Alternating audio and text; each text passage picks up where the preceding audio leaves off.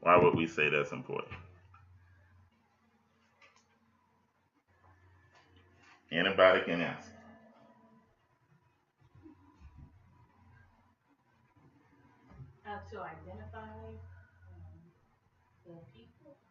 To identify the people. Okay, okay, good answer. To identify the people.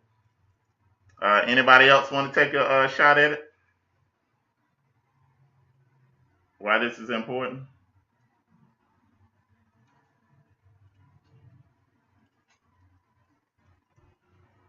Okay. So, covenants, what is this message that if somebody asks you, what are you learning about?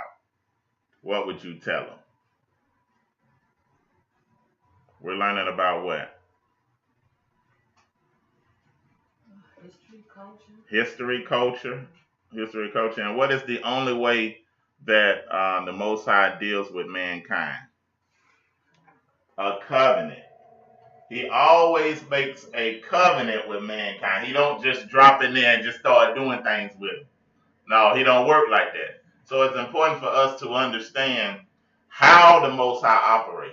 It ain't just important for him to understand us, but it's important. It's more important for us to understand him. Shalom, everybody. Y'all come on in. Again, it ain't as important for him to understand us as it is for us to understand him. So if we're going to understand him, we have to understand how he operates and how he deals with us. So the main way he deals with us is through covenant. So another question. Dealing with us with covenant, does he just deal with us individually or is it deeper than that? Deals with us as a nation. As a nation. As a nation. But how far does it go? Does it go through? There you go. It goes through your generation. So it's important to understand that this deals with my descendancy. So what should that do with you? Teach your kids. It teaches for you to teach your kids, but what does it do for your everyday decision making? It makes you what? Think. Because now I'm not just thinking for me. I'm thinking for what? My legacy and everybody that's tied to me. Because I got a generation of that's in me, that's my legacy, which is my children. And then I got others that are connected to me that's watching me. So it's important to understand that this thing of covenants, I got to really understand this if I want to understand God. Because you can't love God outside of his covenant, or y'all outside his covenant. And I'm going to say this. The only way he loves you, I'm talking about love you in an intimate level, is what? You have to be in covenant with him. Because that's where a relationship with him is birthed at. It ain't birthed with you just talking about, well, Most High, I love you and I just adore you. He ain't studying that if you haven't been into covenant with him. So to understand him is to understand his covenant.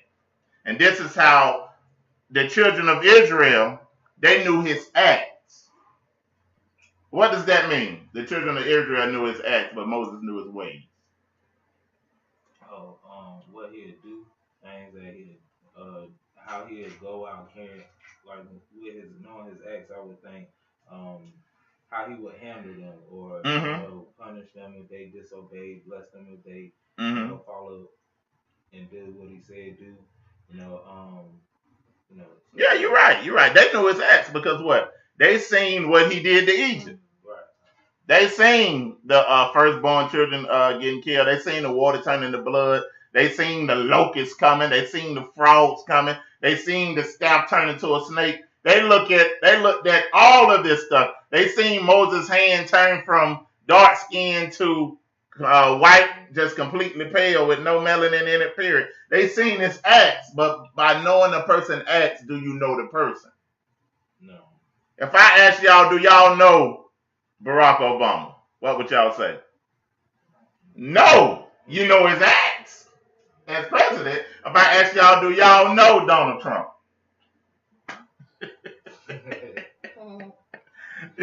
You would say no. But you know him by his what? His fruits, his acts. But it says Moses knew the ways. What is that saying? Like his heart. His heart, his intimacy, his mind.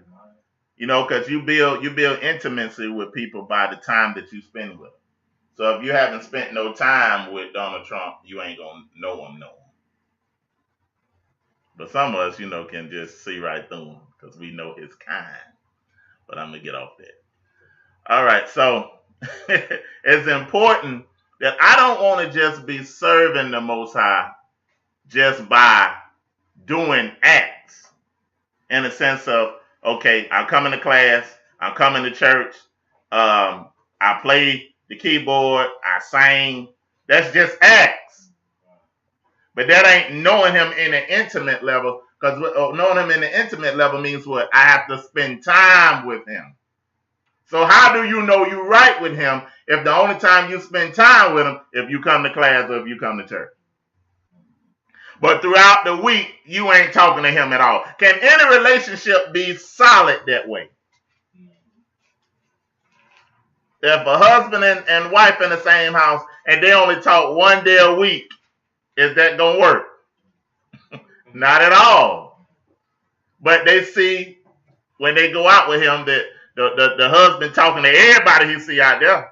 And when the wife go to the store, she's talking to everybody in the store about all the deals. But when they together, they don't talk. That's showing you what? No relationship. So it's important, and you're never too young to have an intimate relationship with the Most High. Because most of the people that the Most High called was young. I'm talking about some of the people he called at 13, 12 years old. So you can't build a relationship with Yah just based off your parents. You got to get to know him yourself. Does that make sense? Yes. Okay, so we know that Moses knew, the children of Israel knew his acts, but Moses knew his mind, where he was going, what he was trying to do. And this is why he was able to reason with the Most High. Because what? They spent fellowship time together. Now, one thing we can get in trouble with that I had to realize, sometimes you can spend all your time researching, but not spending time with him. I'm going to say that again. You can spend all your time researching, but the intimacy time that you need to spend with him, with talking to him and just fellowship with him, you can get away from that and have a relationship based off research with him. You still just know his acts then, even though you coming into truth. But what? It'll give us the same mindset that a lot of the people in the Hebrew world has now. They have knowledge, but they don't have relationship. Why? Because their nature hasn't changed. They still out there hollering, fussing, and cussing, and will bush your head at the drop of a hat. No, it's nothing to show and prove that what? Their nature has been changed. They still have a nature of a what? Of a beast. You get a beast mad, he coming at you. And gonna destroy everything he can without thinking. So that animal nature in us leaves us as we spend intimate time with the Most High. That's making sense. All right, so now we are saying again that it is important because it says the children of Israel knew his acts, but Moses knew his ways because Moses had his what? Spirit. And Moses was called the most meekest man on earth. Now that's a testimony there. That's a testimony. I mean, a lot of things have not saying that you can't get angry or upset about stuff, but it's about how you handle it. Because it's important that when you get mad, that you ain't just picking up stuff at the house and just throwing it because you mad. Slamming stuff and all this type of extra stuff, that ain't showing meekness. That's showing you, oh, I need to spend some more time with him. You preaching on me. I need to think of exactly. The Most High, he'll do that because we'll have times where we think we all right. And then something happens, you be like, I was tripping like that. You know what I'm saying? And to be meek, that's like patience, Yeah. understanding, Temperance, self-control, patience, understanding, where you're not and that's the whole thing that the Messiah was saying, that you turn the other cheek. Okay. Right? What he was saying, you don't sit there and just let somebody just slap you, and you pop, because you ain't got the two cheeks. You hit me on one and you hit me on another. I ain't got no more cheeks to offer you now. But what he was saying don't be so quick to retaliate, especially while you're in captivity. Because what he was showing them, he was talking to the Israelites, love your neighbor as yourself. He wasn't speaking nothing new. That's in Leviticus.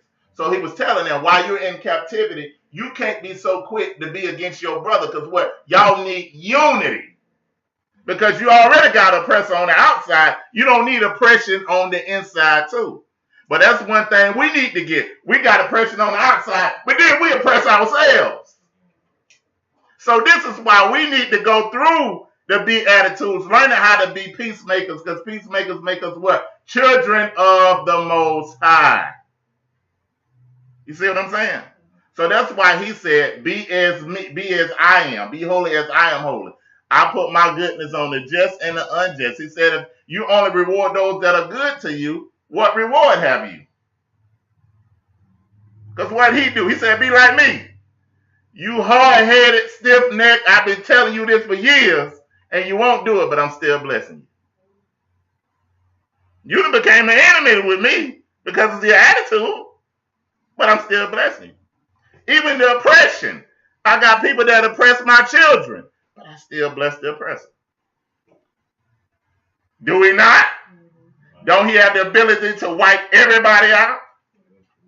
But he have a purpose in everything that he's doing. And when you learn to look at the bigger picture and be led by the Ruach, you'll think before you make decisions. You'll think before you speak.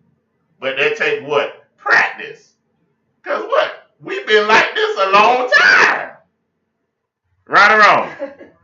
I know I still have areas that I still got some of that in me. You know what I'm saying? That I was still, that thing could get up in me and I'd be like, I'm finna go check this right here. Oh, we finna handle this. No, we not gonna look over this. Come here. You know what I'm saying? So that's not saying you need to be a punk, because some things need to be challenged head on. The Messiah didn't walk around just being, well, you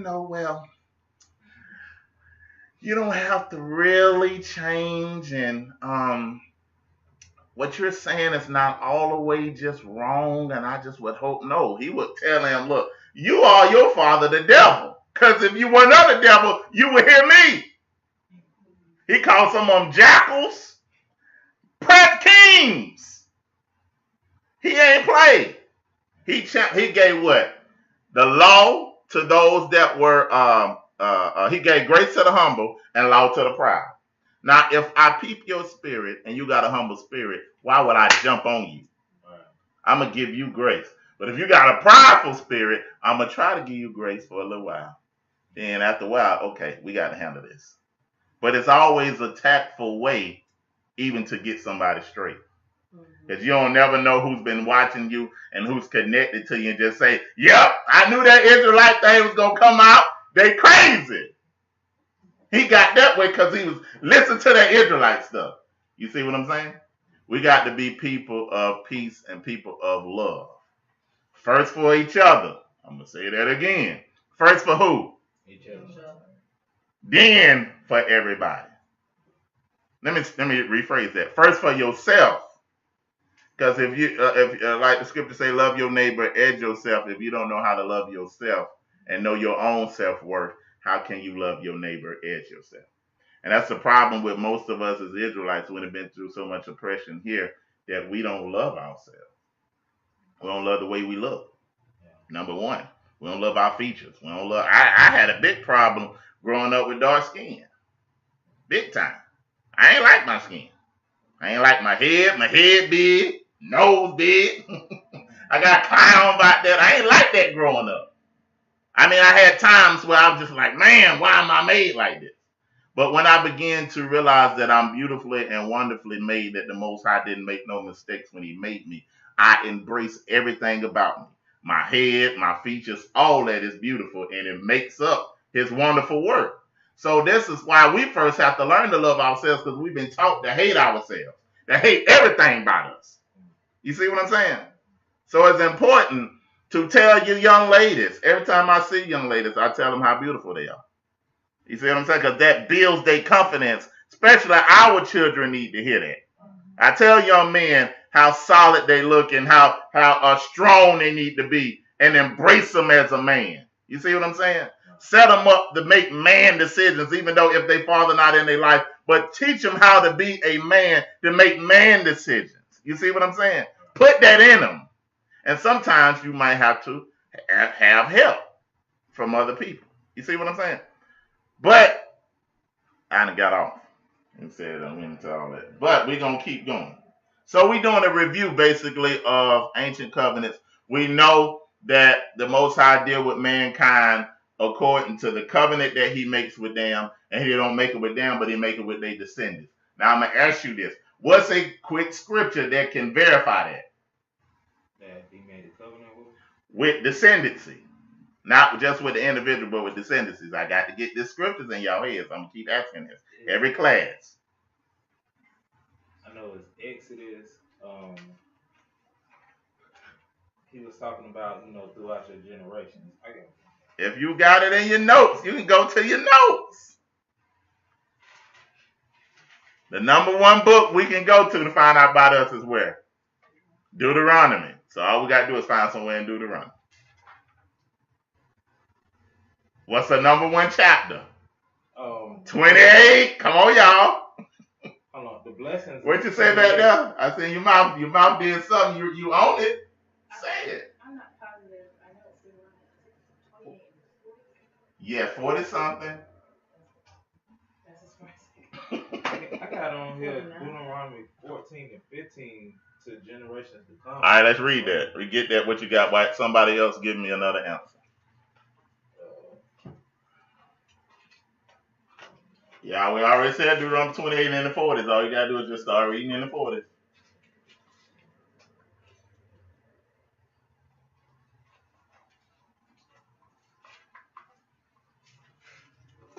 We're gonna make it. Go ahead.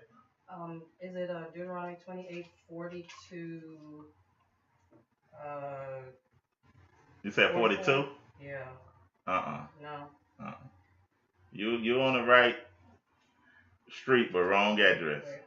Gotcha. Go on up some more. Is it 40? Go on up some more. We talking about descendancy. I say go up, not down. 41. Up. Come up a little bit higher.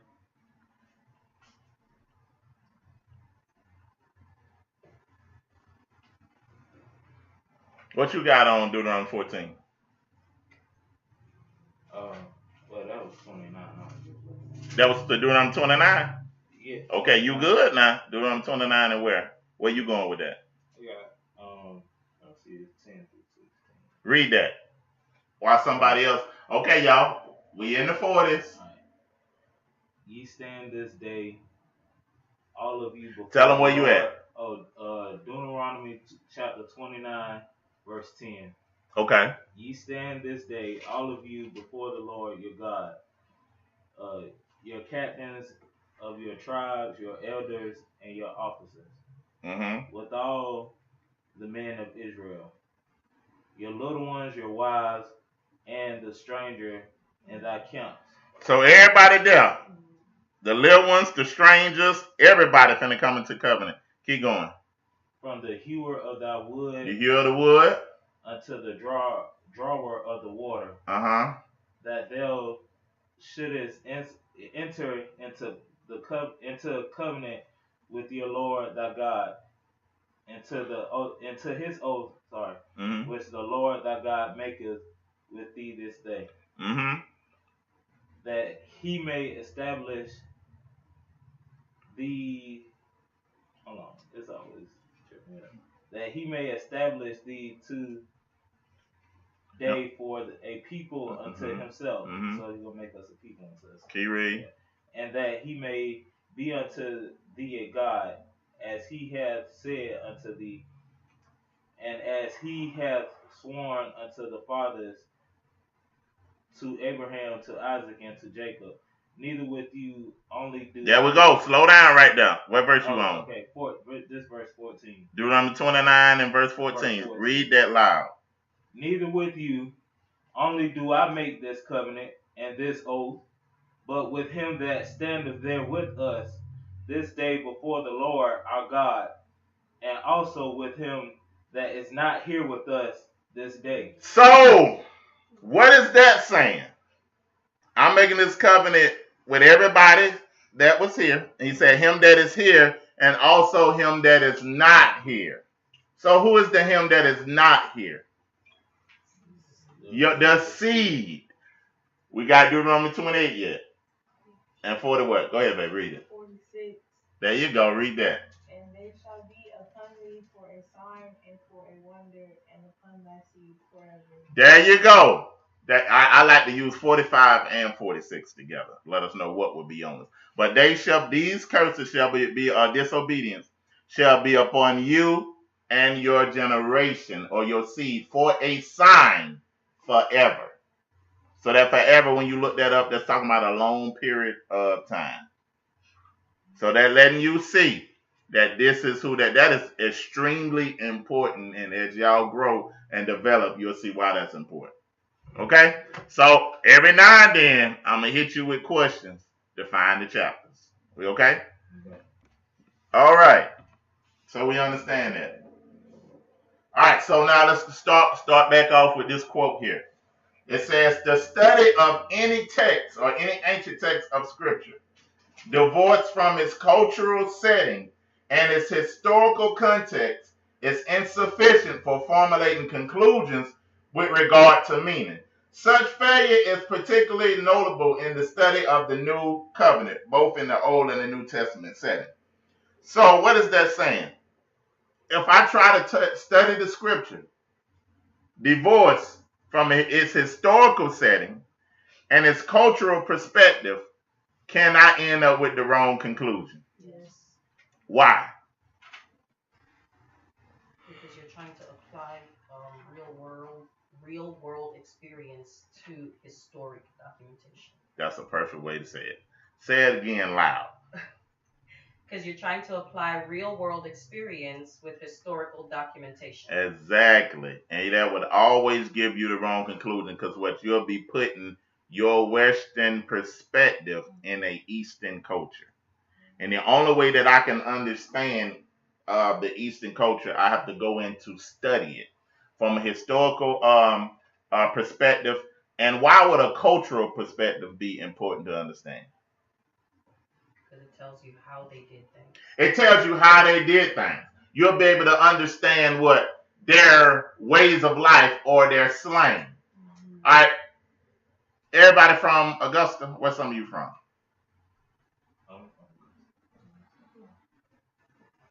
Everybody from Augusta? South Carolina. All right. What is some slang growing up in South Carolina? I grew up there. I just drove from there. Where you grew up? We grew up there. Okay, well, so name me from Florida. From Florida. Give me something that only Floridans would know. Some kind of slang or any type of thing that y'all might have taught in a certain way, or a type of clothes, joke.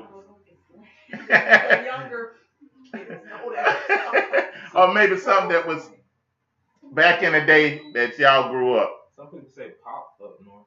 Some people say pop. All right, some people say pop when it comes to what? Soda. Now, me being from Alabama, we ain't call it pop. So when I first started, I had some cousins in Pittsburgh. And I first went down there and they was like, yeah, man, we got some pop here and pop there. I'm looking like, man, they told me drugs. But if I was to study American history, but didn't study the culture that's in America, and I'm doing a documentation or a historical essay on America, and I look in there and say pop, and I give pop my own meaning. Now I call it popcorn. Now, everybody that's in Pittsburgh or up north knew that was soda. But I'm thinking about popcorn because that's where I'm from. So I write in there, they was there talking about drinking popcorn. But how can you drink popcorn? They must have some type of new technology during that time where they can drink their popcorn. Now, I done gave these people a whole new everything based off what the understanding that I didn't understand. That's why I studied the history, but not the culture. So the culture helps me understand how they operated. Because when Messiah came, he came dealing with them that's with stuff they did every day to what? Give them a revelation. And this is why he said, only my sheep will hear my voice, because they was used to dealing with sheep. And when they're intimate time, spending so much time with sheep and their culture, that the sheep would grow up only hearing the voice of the shepherd. So any other person can come around those sheep and call out to them, and they wouldn't move. But when the shepherd came, they all moved as a unit. And then Messiah was able to use that and say, only my sheep will hear my voice, talking about himself. So they instantly understood that. But we not understanding that. We might be like, yeah, only my sheep can hear my voice. And we talking about something on the job. Then we had a misunderstanding. Yeah, that's why the Bible say, only my sheep hear my voice. That's why y'all under me, y'all don't want to listen to me. That ain't even talking about that. You see how we can infuse our culture without understanding theirs? Go ahead, sis. Just as another example, I remember many years ago, your mom offered me an ice cream sandwich not long after we moved from England, and I really thought y'all were putting ice cream on bread.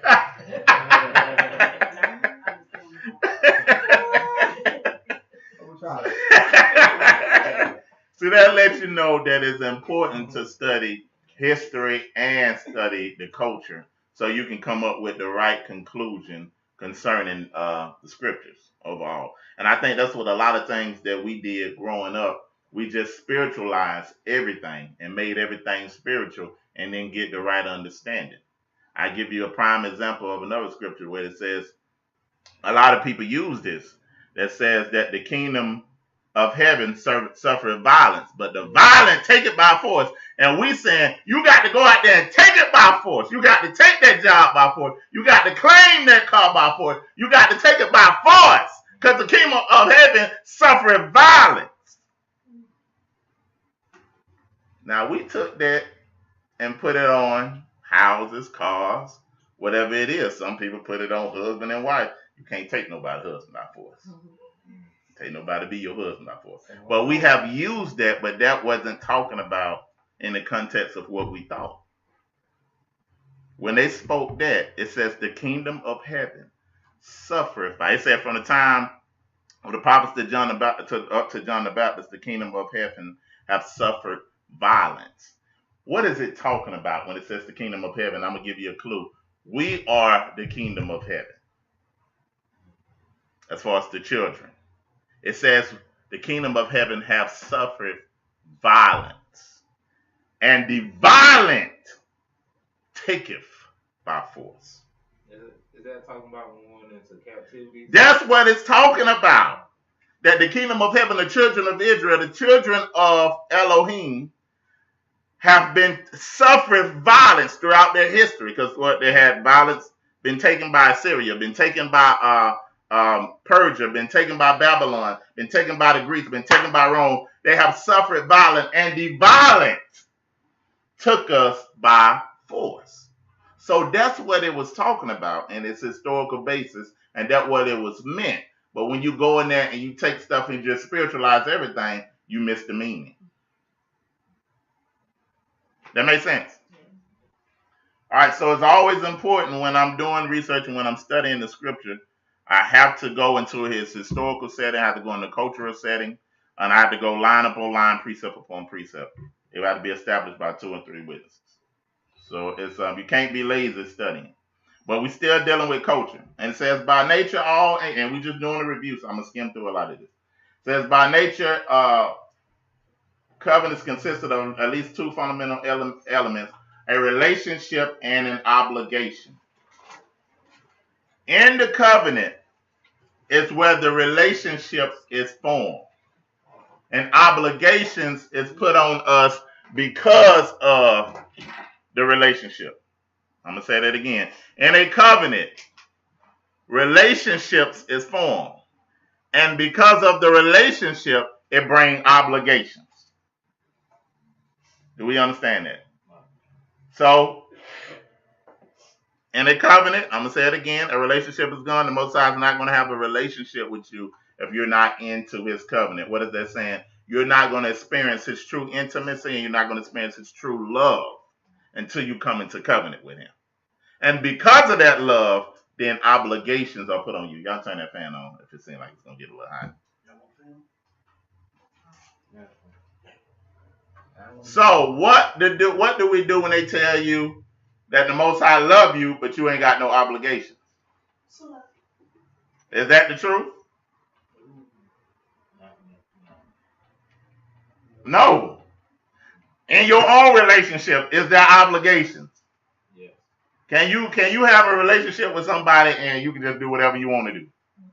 It don't work like that. So why we do the Most High like that? Can your children be in relationship with you as far as coming out of you and not be obligated to do what you say?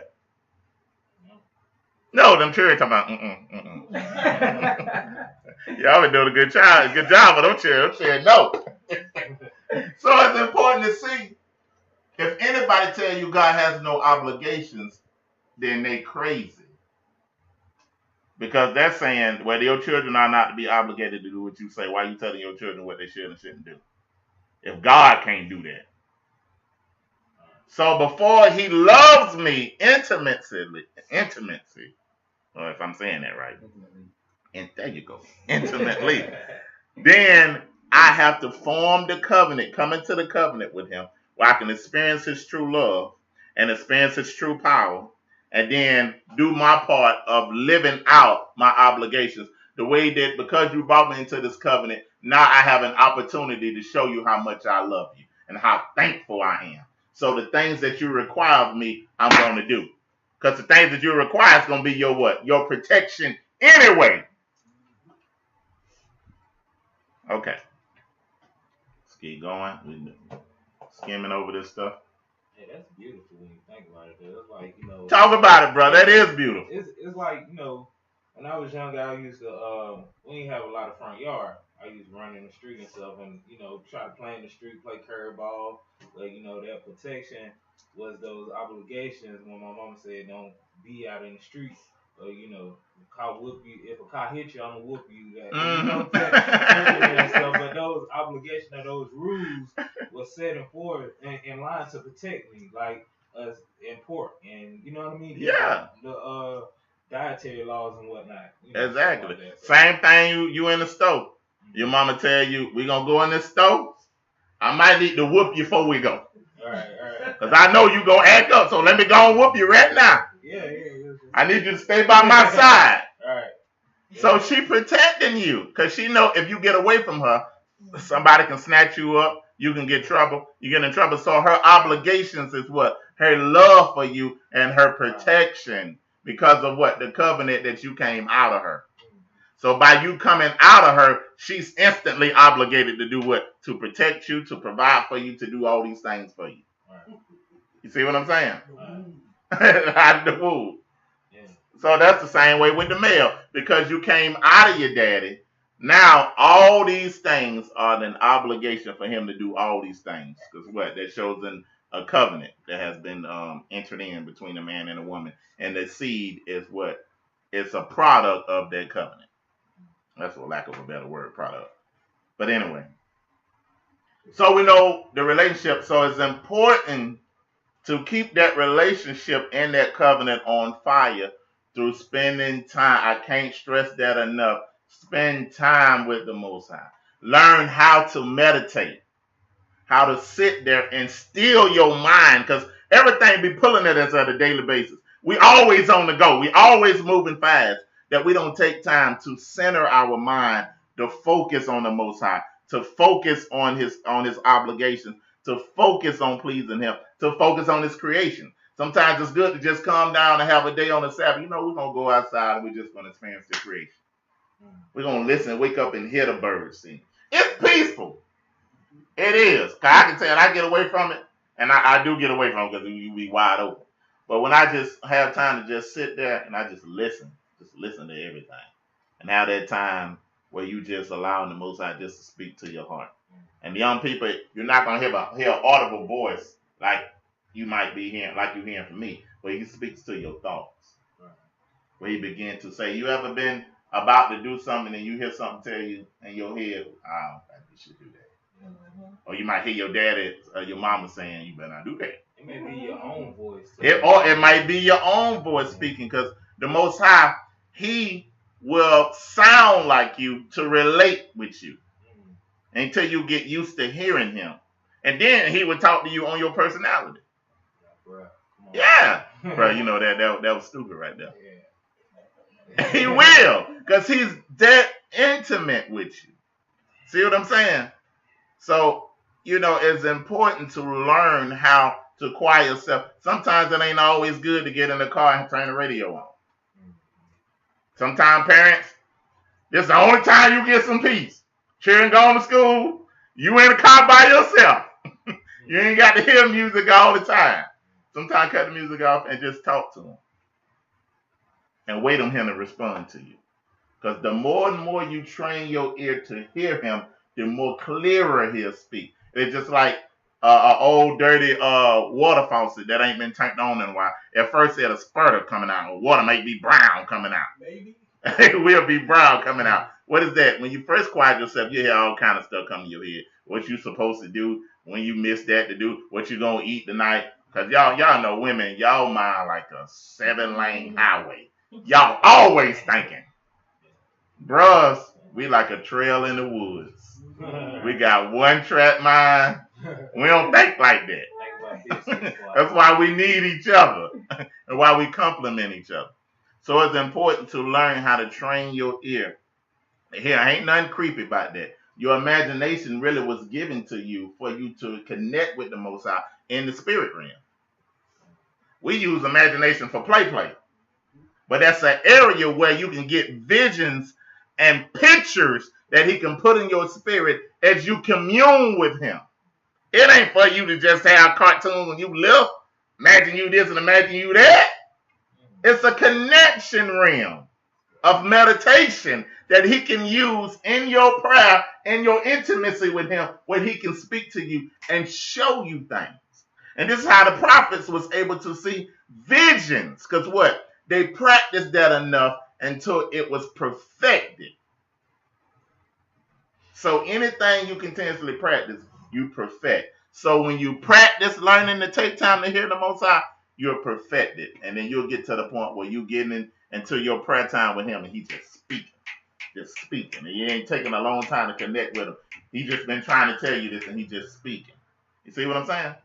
So it takes time to learn how to silence your mind to hear him. All right?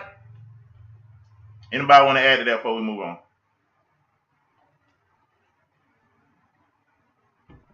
Oh, I need to change it on this one too. Okay. So we're going to go over this real quick. Now, we talked about steps to a covenant before. We talked about the exchange of coats, the exchange of weapons and belts, the exchange of names, the walk of blood, the cutting of the covenant, and the covenant meal. If you don't remember those things and don't have that, go to the YouTube page and click on videos or click on playlists. When you go to the YouTube page and click on playlists, we have a playlist of all the messages we did on ancient Eastern culture. Please listen to that. Look at that. Get that in your spirit. It's important. I'm trying to skim through a lot of it right now, just as a review. I'll say, okay, the exchange of coats. In a covenant, when you're entering into a covenant, you're finna come into a covenant, two people would exchange their coats. Now, you might have a greater kingdom finna come into covenant with a lesser kingdom, and that's called a suzerain covenant, where you have a greater kingdom coming into covenant with a lesser kingdom. Paridity covenant, you have two people on the same level coming to a covenant. And then you have a royal grant covenant where some things just awarded to you because of your faithfulness. Okay? So Suzerain, I don't know why my mouth jumping out of gear. Suzerain covenant is a greater kingdom with a lesser kingdom. So all the and we'll get into that in a minute. Paridity covenant is one of two equals, and then a royal grant is stuff that is awarded to you, not really based off what you're doing at the time, but based off your loyalty to that Suzerain entity or empire. So we'll go through that in a minute. But one of the things they do, they go through steps in order to make a covenant. One of the first steps is the exchange coats. When they exchange coats, they're exchanging their royalty, exchanging their identity, putting everything. That's why it's important for a higher kingdom when they exchange their coat to you. That's letting you know that everything that that kingdom has is yours now. That means I'll protect you. I do everything because we forming a relationship. But now you have obligations. You got to pay tribute to me. You got to send your men when we have a big war. It's different things that you got to do in order because of that covenant was made. So the covenant is a relationship formed and then obligations. So when we exchange coats, we're doing those things. When we exchange weapons, that means we're exchanging our strength. Everything, my military power, my military might, everything that I have is yours now. And some people won't mess with you because of your covenant with me. All right, I know some of us have been young before, and we done been in little games and stuff where some people won't mess with us. I remember a time I was in high school. Stand up. It was a boy that was in ninth grade. My man height right here. Little old fella. That tall. I ain't sit down. He would go and make scared people by my man's size right there. Stand up. Now walk up to him. Act like you finna grab him by his shirt. He would do that. Now look how little he is. You sit down now. But because of his covenant with his gang members, this person would be afraid. And he wouldn't do nothing to this little fella. Because what? It wasn't about him, but it was about who he was connected to. So that's the same thing that happens when you form a covenant. And this is why the Most High did what? He fought all of Israel's battles to the point where they was the smallest nations, but they defeated some of the greatest nations. What? Because he was fighting on their side because he made a covenant with them. The exchange of names. That's why he changed Jacob's name to Israel, to change the name. Then you would have the walk of blood, where they would have an animal, sacrifice the animal, split the animal up, two of them in the middle of the animal, do a figure eight around the animal, and saying, if we break this covenant, the same thing that has happened to this animal, let it happen to us. Go back to the YouTube page. There's a thorough breakdown on that. They would cut the covenant, where back in the day, growing up, we would look at little Indian movies and stuff like that, Indian cowboys. We seen they became blood brothers. Me and my friends, we cut our little arm and we mixed our blood together and say we was going to be blood brothers. I know we was tripping. But we did what they did because what? We wanted to be like them. But we didn't know that was an ancient Eastern covenant that was being formed. I tell you, watch some of the older movies now and this thing will come alive to you. You'll understand what they was doing. So that's another thing that they would do. And those marks on their arms or on their hands would be a constant reminder to they formed a covenant with this person. So they would put a mark on their body. This is why when the Messiah died and resurrected and went to see the disciples, who didn't believe him? Doubting who? Thomas. Thomas just wasn't doubting. He said, he was in a sense saying, I want to see the mark of this covenant. Because you can say who you are, but I want to see the marks that you made in this covenant that is continuous. So when he seen a mark on his hand and a mark on his feet, that was a constant reminder to them that he made this covenant for them. The same that would be going on in ancient Eastern time. That makes sense? The same thing in a marriage. Initially, in a marriage, that they wasn't wearing wedding rings.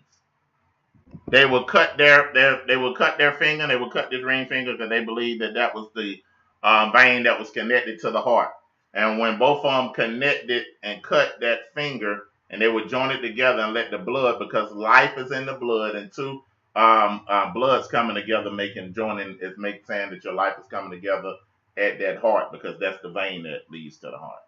So you're saying I'm not just committing my heart to you, but our blood is joining. I'm committing my life to you. Saying no more separate, no more individuality, but oneness and newness of heart is what's happening right here. So that is what that meant. And that scar would be a constant reminder of the covenant that the two people that's married made. And this is why also in the land of Africa, you couldn't just walk through Africa, just exploring and doing what you want to do. You couldn't. This is why a lot of the explorers first had to form covenants with the chief tribes in order to walk through their territory, or in order for another a tribe not to kill you by walking through there. Because what? You would raise up your arm or raise up a symbol of the covenant, and they wouldn't fight you based off your covenant with this greater nation. That's making sense. The same reason that we have alliances as America with other nations, why we, sometimes have to go in and fights that ain't ours. Now, it's way more to it than that, but I'm just giving you a small example. All right, so we understand that. So let's see some of this in action.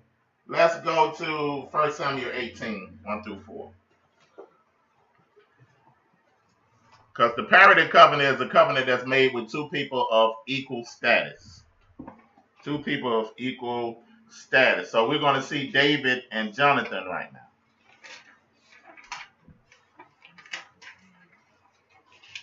What I told you, 1 Samuel 18. 18, 1 through 4. When you have it, go ahead and read it. And it came to pass when he had made an end of speaking unto Saul, that the soul of Jonathan was knit with the soul of David. And Jonathan loved him as his own soul. And Saul took him that day and would let him go no more home to his father's house. Then Jonathan and David made a covenant, because he loved him as his own soul. And Jonathan stripped himself of the robe that was upon him and gave it to David. Wait a minute. He stripped himself of what? The robe. So what was he giving to David? So what did that symbolize? A covenant, but what? He was giving him his kingship. Because who was next supposed to rule? Jonathan. He was the son. But he knew that David was going to be the prophesied king. So he said, let me make a covenant with you.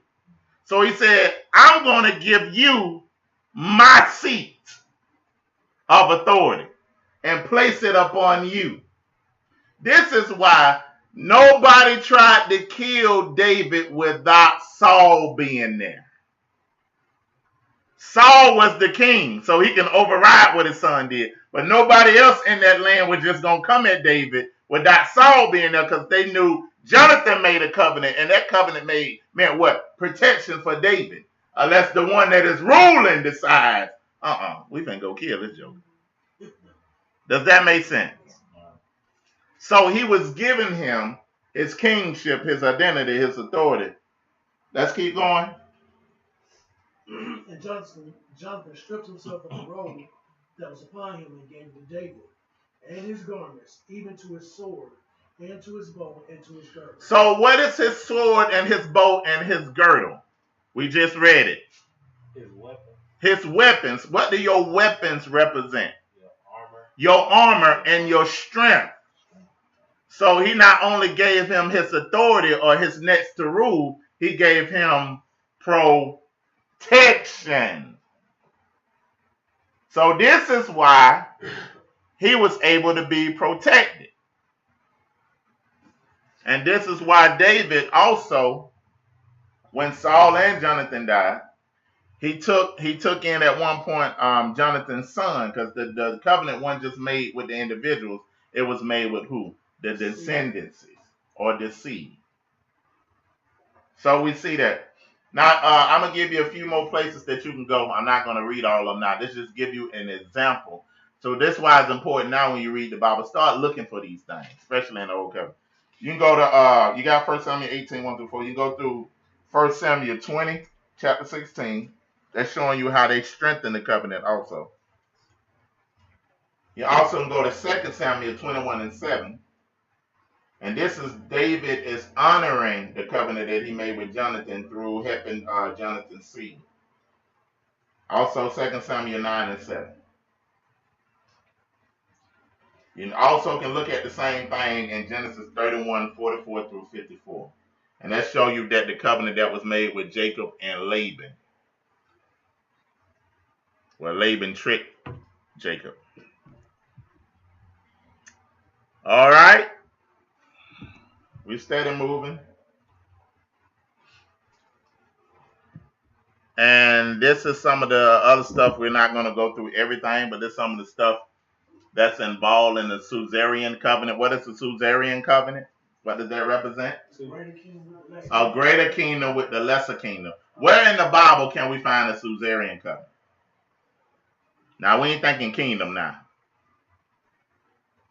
Somebody greater making a covenant with somebody lesser. When the Most High cut a covenant with the children of Israel. Go ahead, bro. And Abraham. Exactly.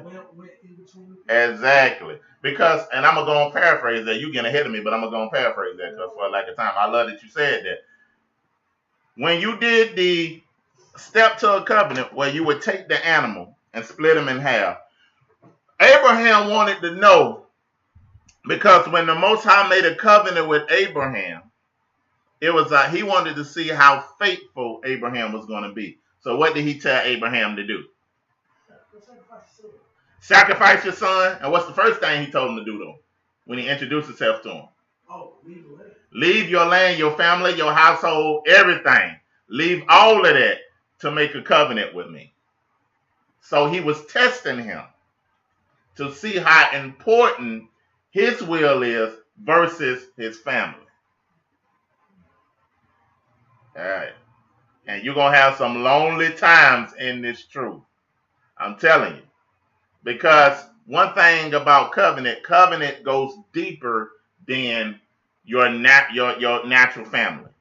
When you cut a covenant with somebody or with a kingdom or with a brother, you're closer to them than you are with your natural family.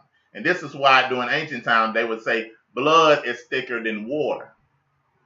Now we would take that to mean blood brother thicker than anything else, blood thicker than mud. But they would say blood is thicker than water because what were they saying? Water begins to symbolize the womb that you was carried in. Everybody came through the same womb, and when water was broken, everybody came out. But blood represented what? The blood that you shared or that you cut with your brother that made y'all close. So this is why when Mashiach, Yeshua, when he came on earth, he said, if any man don't what? Hate his mother, brother. Now, we thought that was a mean statement. But he was showing them, I'm cutting a covenant with you, so your allegiance to me has to go past who you grew up with. Your allegiance with me has to go past your natural bloodline. You can't let nobody get into the way of me and your covenant relationship. So this is why he was saying, if any man doesn't give up his own life, he can't be a part of me. Nothing can come between me and your relationship. Nothing can come between me and your covenant. Does that make sense? And you have times where you're tested on that. We all have been tested on that angle. Everybody think you're crazy right now. Don't know what you into. You on some other stuff. That's why it's important to understand, because he said if any man that has given up mama, brother, sister, houses, and land in this life will receive 100-fold. So he will give you people that's going to even be closer than with your natural family. Not saying that you and your family ain't close, because a lot of our families, we are close to them. But when it comes to this truth, he will give you people of the same heart. That makes sense? That does matter. Because this thing get lonely. So a lot of times the Most High would do is just like Abraham. I'm going to give you something that's going to cause some division because of the purpose I got on your life. Right. You torn. You're like, what? Mm. Well, I see like everybody close to me don't agree with this. I'm excited about this. Yeah. But because of purpose that he have on your life, he can't have you dependent on who you've been dependent on all your life. He got you to take your dependency off family and put your dependency on him. So I'm going to take you to a place where don't nobody really know you yet and understand you. You got to meet all new people, but I'm with you. And I will show you the fruits of this obedience because I got what? Blessings of this covenant waiting on you through your obedience. And this is why Abraham got blessings because what? He was willing to give up all things to follow the Most High. Even his son. Now that's powerful. But the Most High was testing that covenant. He said, I want to see how close it is. Oh man, you closer than your promised son that you waited almost 90 years to get. But Moses knew something. Because when Moses, the crazy thing, let's go there real quick. Genesis 21. I gotta let y'all see that. I know this ain't part of the lesson, but it's part of the lesson.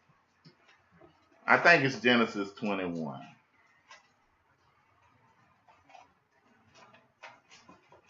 I might should write this stuff down, but I don't be knowing where my spirit gonna go.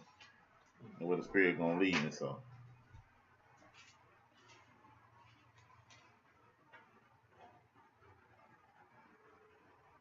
Genesis 21.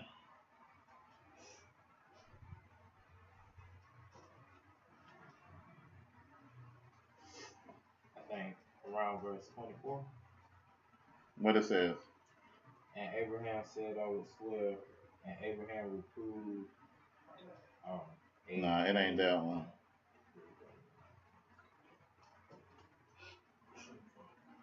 I'm looking for when 22. It's 22. Somebody read that for me. 21, 22? Just read not Abraham 22. Genesis 22. 22 and what? 22 and verse 1. And it came to pass after these things that God did tempt Abraham. Now, after what things? You read 21, Isaac finally came. The baby came and growing and all that type of stuff. So after these things, keep reading. That God did tempt Abraham and said unto him, Abraham. And he said, Behold, here I am. And he said, Take now thy son, thine only son, Isaac, whom thou lovest, and get thee into the land of Moriah. Why would he say, take your son, your only son, and he wasn't his only son? Because it's the one that had the promise. There you go. He was the son of the covenant. Even though he had another son now before him. But the Most High said, take your only son, because this is the one I promised. You see what I'm saying? Keep reading. And offer him therefore a burnt offering upon one of the mountains, which I will tell thee of. And Abraham rose up early in the morning and saddled his ass. Now wait a minute. I thought about that. He told me to go sacrifice my son. I would have been all day. Like, bro, we ain't going. We got to talk about this thing. We got to think about this. It would have been 3 days later I finally went. But he rose early that morning, like he was excited. Yeah. Keep reading. Ain't that crazy? Yeah. Keep reading. Saddled his ass and took 2 of his young men with him, and Isaac his son, and clave the wood for the burnt offering, and rose up and went unto the place of which God had told him. Then on the 3rd day, Abraham lifted up his eyes and saw the place afar off. So it was a 3-day journey. Keep going. And Abraham said unto his young man, Watch what he say to the young man. Abide ye here with the ass, and I and the lad will go yonder and worship and come again to him. Wait a minute. Wait a minute. Look what he knew because of the covenant. He didn't understand why he asked him to sacrifice. Well, watch what he told the young man. He took 2 young men with him. Read that over. And Abraham said unto his young men, Abide ye here with the ass, and I and the lad will go yonder. So we're going to worship. So sacrificing is worship. Keep going. And come again to you. Who gonna come again to him? Both of them. He said, I and the lad. It's something he understands about this covenant. The Most High told him to go up there and sacrifice him. But he telling the lad, we going up to worship him and the son. We coming back. Somebody got something wrong. Or it's something that he knows and understands that he's been tested. This is why he was so willing to do it. Because he knew by me showing the Most High my loyalty, everything he spoke would happen to my descendants. So if I have to go up and offer this son, he must go resurrect him. Because in this seed is the promise. So if this seed is cut off, everything he spoke before is a lie. So he can't lie. So it's a test. Yeah. So that lets you see that everything that you go through is a test about your faith and showing your loyalty to the Most High. So don't give up, because the covenant blessings is waiting on you to get on the other side. So Abraham understood and he knew. But then another thing I looked at is Isaac. Now he took Isaac up there. Isaac lays on the altar. He wasn't no baby. Yeah. Isaac was a teenager. I would have been, Daddy, you crazy. You buying it. Where the lamb at? We coming up here. We going to the altar. We walk 3 days. You putting fire in something. We finna sacrifice. Where the lamb? Well, son, I need you to lay right here. Dad, I'm finna go. Peace. Because you tripping. I ain't laying on this altar.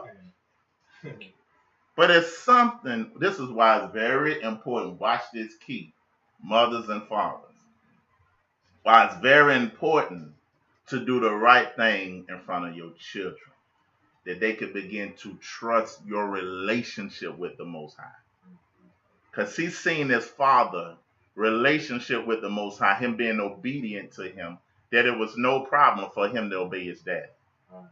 Because he had confidence in what his daddy told him, that the Most High told him, and he exemplified the right thing. So he was willing to trust his dad in such a way because of the lifestyle his dad lived in front of him. Even if it meant his death, he was willing to lay that down.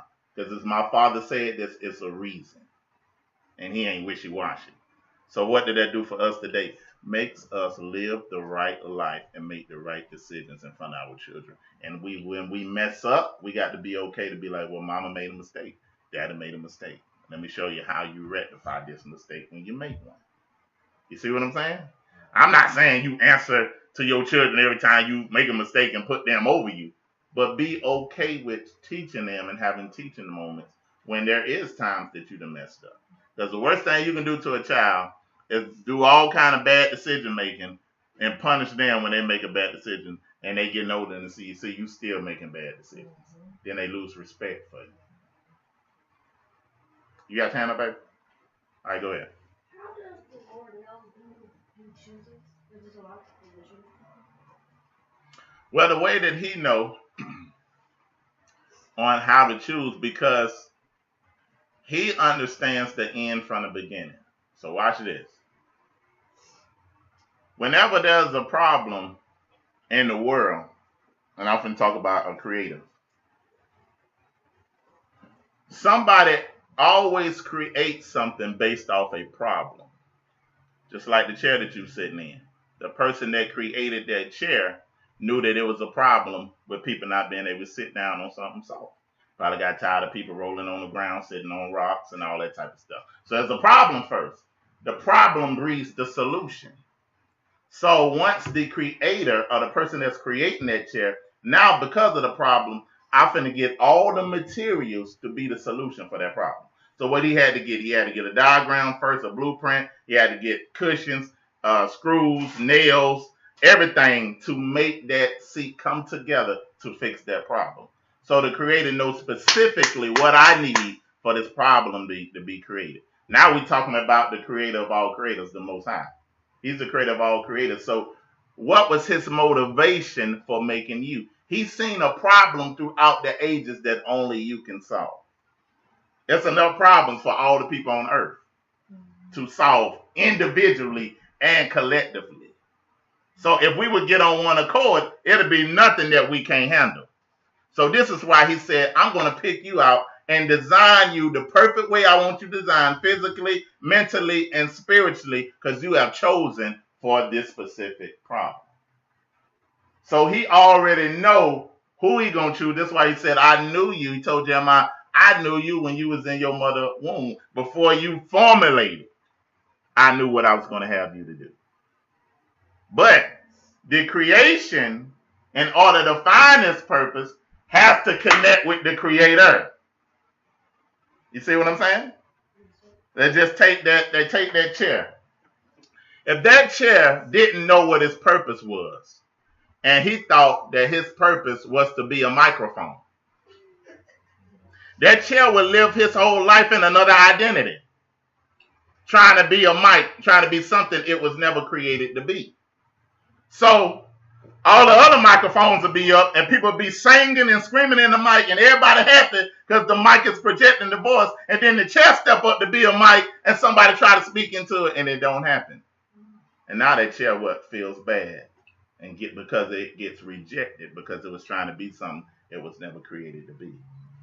It's not until the chair finds the creator that it learns my purpose is to allow people to sit on me and be comfort, and now I'm fulfilled. That's the same thing with us. We'll go all our lives trying to be something that we ain't created to be. And the Most High put everything inside of us for us to fulfill our purpose. That's why we discover that we can sing, or we discover that we can do this, or we discover that we can do that. Then we start building those things according to our purpose. But I can't go to everybody else to find my purpose. I have to go to the Creator, and He'll begin to show me in my life what I was created for. That makes sense? All right. And saying all praise. yes, sir. All praise to the Most High. That should have been a class. We do it. I think we do got a class on that online. We did it, but we'll have a time where we do a teaching and a class on how to find your specific purpose. What are you designed here to do? What are your strengths? What are your weaknesses? What do you have? What brings you pain? What grieves you? What problem in the world that grieves you? What problem in the world that makes you angry? What problem in the world, or what people you have more patience for? Because my patience might not be your patience. It might be based off my purpose. You see what I'm saying? So it's just important to see, and we'll get on that in another time. Because your purpose, Israel's purpose was in the covenant. Before they came into covenant with the Most High, they didn't know what they was called to be, called to do. But when you work against your purpose, then you cause curses to come upon your life. Because you're working against what you was originally created to do. And what does it say? The ways of a transgressor is hard because you're coming against the obligations because of the relationship that was formed in the covenant. And you're wondering why your life is consistently hard because you're running from what you was purposed to do. See what I'm saying? I don't know. We done got on all kind of stuff. But hey, that's the Most High. That's just the spirit. A lot of this stuff, like we said, we're going to have time. Just a breakdown. And we'll go through all this stuff later. What time we got? 2:31. 2:31. Okay, we're going over. Yeah, we'll have time where we go through all this stuff, show you what the royal grant. The royal grant is what I'm honoring you for your faithfulness. Ain't got a lot necessarily to do with what you continuously do, but what you have been faithful. So who in the scripture that we can see that was just rewarded, the Most High gave them something? We were just talking about it. Job. Who? Job. Who else? The lady from with the possessed Canaanite woman with the possessed daughter, I believe. Okay. Okay. He blessed her. He told her, "I'm only here for the children of Israel," but still blessed her.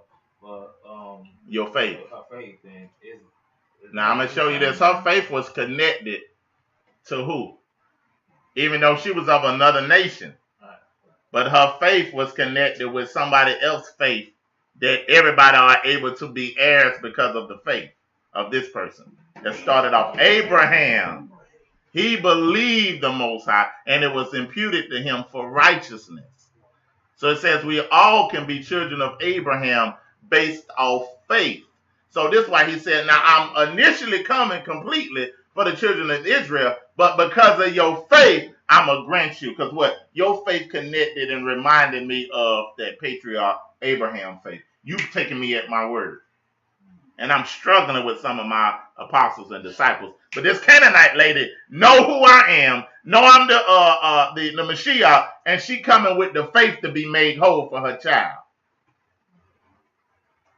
You see what I'm saying?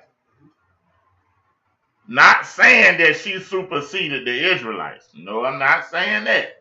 But her faith is what made her whole. And the same thing with the royal grant that we can see was Abraham. He got rewarded all these things because he showed his loyalty to the Most High. First left his family, sacrificed his son, so he gave him everything. Another one was King David, where he just told him that you'll never have a king that won't sit on your throne. And also told him because of the faithfulness of David, I want to do away with both of these, northern and southern kingdom. And the southern kingdom did worse than the northern kingdom. But he said, the only reason I'm going to keep y'all is because of my servant David. So I ain't going to just do away with y'all. You see what I'm saying? But that's a whole nother teaching with that also too. That is. But we, like I said, y'all, we're going slow. We're going to make sure we got all this. So don't expect to hear nothing different. It might be different levels, like, going off on different things. But we're going to be on this a while. Because when this gets in you, it's going to unlock something in you that you're going to need for your families, for your prayer life, for the way you view the Most High concerning your covenant that we made with him. That makes sense? All right, we're going to end right there. Anybody got any questions, comments, or concerns? Great question. I hope I gave you a good answer. It was good? All right. Anybody else got any questions? Young people or the more mature vintage people? I don't want to say older.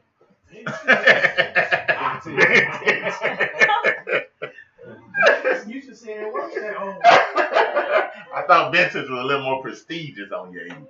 Anybody got any other questions before we go ahead, mother. Or anything they want to add? Yes. Rahab made a covenant. That's how she was able to save her household, her life, and her household.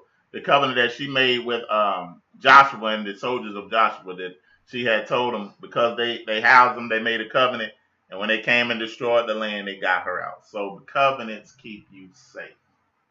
So when the Most High comes to destroy, he's going to keep everybody that's in what? Covenant with him.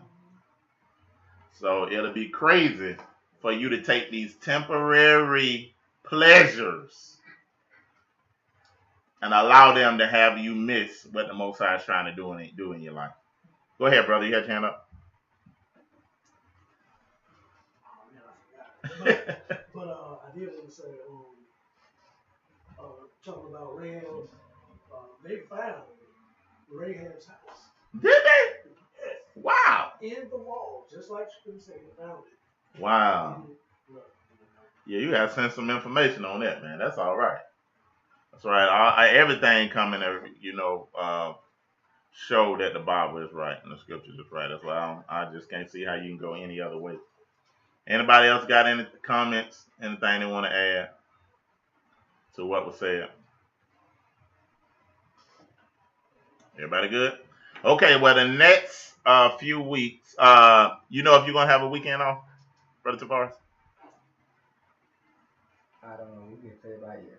Play it by ear. So what we'll do, we'll have Brother Scott for sure is going to bring the message for next week. And we'll play it by ear. Just be prepared for all 3 weeks, all 3 weekends, and people still come. Brother Scott, a good brother, got a good word, in him. A great teacher also, too. So still come. And if you get one of those weekends out, you be ready to present. Now, y'all just keep up with each other with that, and we'll go from there. I don't think we got any announcements coming up.